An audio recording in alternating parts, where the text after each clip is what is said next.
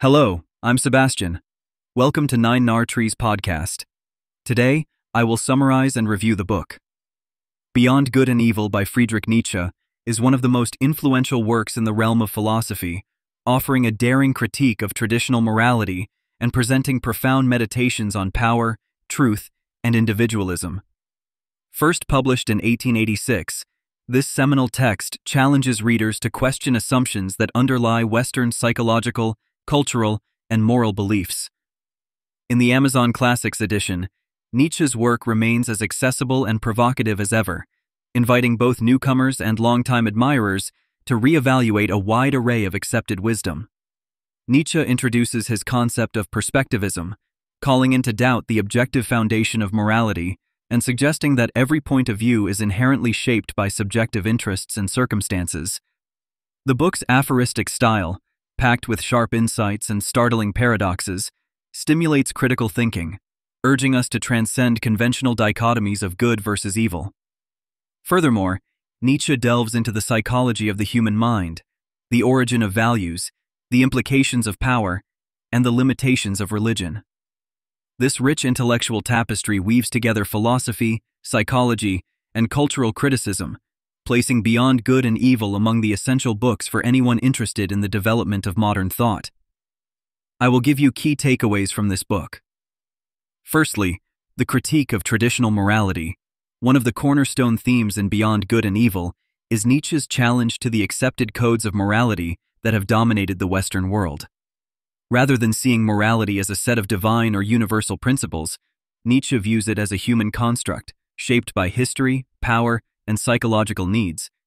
He criticizes moral absolutism, the idea that there is an objective right and wrong, arguing that such concepts are rooted in herd mentality and stifle individual growth. Nietzsche claims that prevailing systems of morality, especially Christian morality, are based on the suppression of natural drives and instincts. He examines how moral systems have often served the interests of those in power by manipulating concepts of good and evil to reinforce their authority. Instead, Nietzsche proposes that morality needs to be reassessed through a rigorous critique of its origins, acknowledging the subjective nature of all values. This critique is not merely academic. It is intended to empower individuals to question inherited norms and take responsibility for their own ethical development. This deeply transformative proposition encourages the reader to think beyond the simplistic opposition of good versus evil and to seek a more honest, robust engagement with their own values. Secondly, perspectivism and the nature of truth, Beyond Good and Evil, is famous for articulating Nietzsche's theory of perspectivism, the idea that all knowledge and truth are bound by perspective. According to Nietzsche, there is no single, absolute truth. Instead, truth is always seen through the lens of personal, cultural, and temporal contexts. Every assertion, belief, and value is colored by a myriad of experiences, biases, instincts, and desires. Nietzsche rejects the notion of objective knowledge, urging readers to recognize the limitations of any viewpoint and to embrace the multitude of competing perspectives that make up reality. This has profound consequences for how we understand knowledge and authority. Rather than seeking a final, universal answer, we should accept the pluralism of truths and engage in ongoing critical dialogue. This perspective not only challenges rigid dogma, but also opens up space for creative self-expression and intellectual freedom. By understanding perspectivism, readers can adopt a more open-minded approach to philosophy, relationships, politics, and self-development. Thirdly, the will to power. Central to Nietzsche's philosophy in Beyond Good and Evil is the concept of the will to power. Nietzsche proposes that behind all human action and motivation lies a fundamental drive not for survival or happiness, as traditional philosophers might claim, but for power and self-assertion. The will to power is expressed not only in politics and society, but also within the individual's quest for self-mastery and creative achievement. Nietzsche's notion challenges passive acceptance of social norms and emphasizes the importance of striving, overcoming, and transforming the self. He encourages readers to cultivate strength of character, ambition, and resilience, and to use their will to power consciously in shaping their lives and values. This theme resonates deeply with modern readers seeking meaning, autonomy, and personal agency. It urges us to break free from conformity and to pursue our highest potential, making Nietzsche's insights on will to power both timeless and personally relevant. Fourthly, critique of religion and metaphysics. Nietzsche's examination of religion and metaphysics is uncompromising and incisive. In Beyond Good and Evil, he dissects the ways in which religious doctrines, especially Christianity, have shaped not only personal morality, but also metaphysical assumptions about reality, truth, and the self. Nietzsche perceives the religious worldview as ultimately life-denying, promoting values like humility, meekness, and self-sacrifice at the expense of human flourishing and creativity. He questions the existence of metaphysical absolutes, such as God, the soul, and moral laws, labeling them as inventions designed to control and pacify individuals.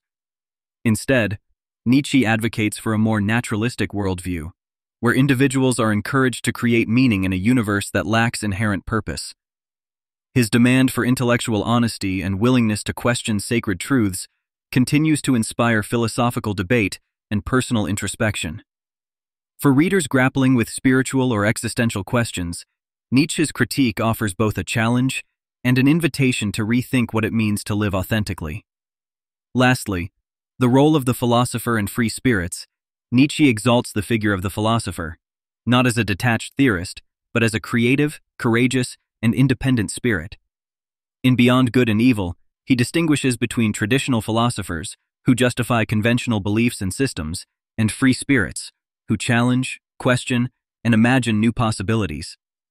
Nietzsche paints the true philosopher as a pioneer, willing to step beyond society's limitations and to risk misunderstanding in pursuit of deeper insight and personal transformation. He encourages individuals to become their own artists, shaping their lives and their beliefs without seeking approval from the masses. The philosopher, in Nietzsche's vision, is someone who not only seeks knowledge, but also embodies it through action and experimentation. This concept empowers readers to become self-authors and to take bold responsibility for their intellectual and moral development. It is a call to courage, creativity, and individuality that resonates far beyond academic philosophy. In conclusion, Beyond Good and Evil is an essential read for anyone interested in philosophy, psychology, or the complexities of moral and cultural criticism. Students, thinkers, creatives, and anyone who finds themselves questioning the why behind their beliefs will find Nietzsche's work both challenging and invigorating. The book does not offer easy answers or comforting certainties. Instead, it invites the reader to embark on a personal journey of self-discovery and intellectual liberation. This book is particularly valuable in today's world, where inherited norms and binary thinking can hinder honest reflection and authentic growth. Nietzsche's challenge to established morality, his advocacy for perspectivism, and his celebration of the will to power speak directly to the desire for autonomy and meaningful existence in a complex society. Choosing Beyond Good and Evil over other philosophical works is justified by its unique blend of psychological insight, literary style, and intellectual provocation. Nietzsche's writing is not only a critique of other thinkers, but also an invitation to step beyond conventional ideas and to become active creators of values and meaning. Reading this book can help one develop courage, resilience, critical thinking, and the self-confidence to question and redefine life's possibilities. Thus, for those ready to confront the unknown within themselves and the world, Beyond Good and Evil stands as both a challenge and a guide. If you would like to support Friedrich Nietzsche, you can buy the book through the Amazon link I've provided in the podcast description. After reading the book, please let me know what you think and share your thoughts. See you around.